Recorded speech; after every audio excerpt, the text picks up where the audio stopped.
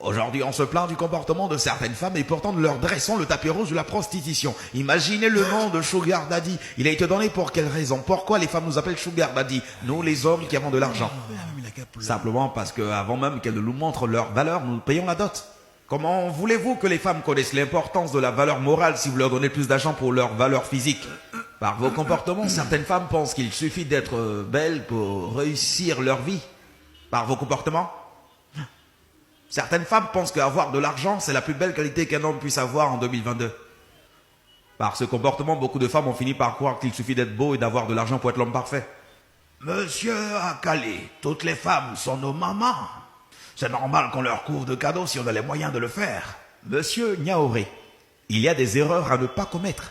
Ne confondez pas femmes et fillettes, ne confondez pas hommes et garçons. C'est deux choses carrément très différentes. Une fillette ne pense qu'à elle seule et rien de plus. Une fillette ne pense qu'à ses cheveux, son parfum, sa pommade, son téléphone où elle passera peut-être son week-end.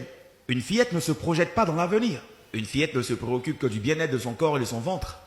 Donnez, si vous le voulez, 400 000 francs à une fillette. Elle pensera juste à s'acheter le tout dernier iPhone ou encore se faire encore plus belle pour mériter plus que 400 000 francs la prochaine fois.